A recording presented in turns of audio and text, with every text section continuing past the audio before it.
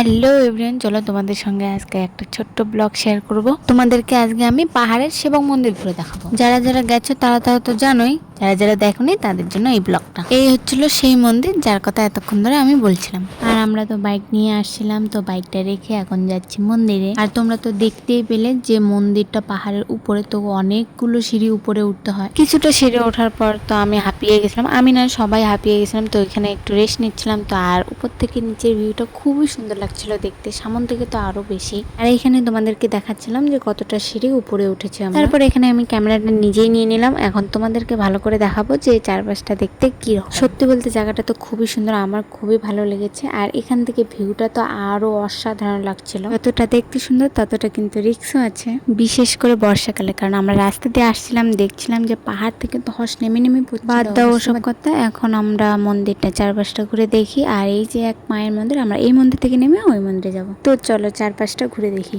সত্যি বলতে মন্দিরের ভিতরে তেমন কিছু ছিল না, তাই আমরা মন্দিরের চারপাশে ঘুরছিলাম আর নিচটাই দেখছিলাম। চারদিকে পাহাড়, ওইটাই দেখতে বেশি সুন্দর লাগছিল। আর এইখান থেকে একটা ব্রিজ দেখা যাচ্ছে, চলো তোমাদেরকে দেখাই। ব্রিজটা কে কে চিনতে পারলে অবশ্যই কমেন্ট করে জানাবে। আর তেমনভাবে বোঝা যাচ্ছিল না, কিন্তু যারা দেখেছে ব্রিজটা তারা দেখলেই চিনতে। আর বলো তো মন্দিরের চারপাশটা নেট দিয়ে কেন ঘেরা?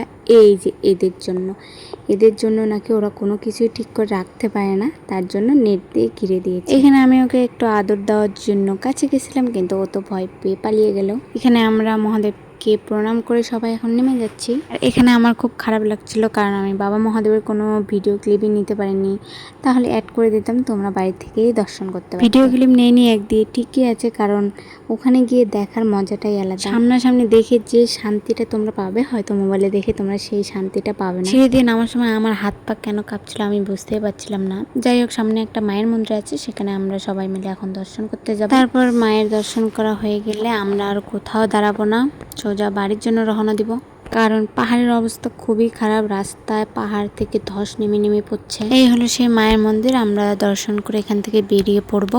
আর মায়ের মন্দিরে যেহেতু ভিডিও করা এলাও ছিল না, তো আমি আর ভিতরে কোনো ভিডিও ক্লিপ নেই। তো এখানে আমরা সবাই ঝর্ণার জলে পা ধুয়ে উপরে উঠবো মাকে দেখার জন্য। তো সেখান থেকে আমরা নেমে রেইনকোট পরে বেরিয়ে পড়েছি। এই হলো সেই ব্রিজ, কে কে চিনতে পেরেছে অবশ্যই কমেন্ট করে জানাবে। আর এখানকার চারপাশে ভিউটা তো অনেক সুন্দর ছিল। আফসোস একটাই যে আমরা এখানে দাঁড়িয়ে কোনো ফটো ভিডিও নিতে পারিনি, কারণ আকাশ খুবই খারাপ ছিল। আর আমাদের যেহেতু বাড়িও পৌঁছাতে হবে,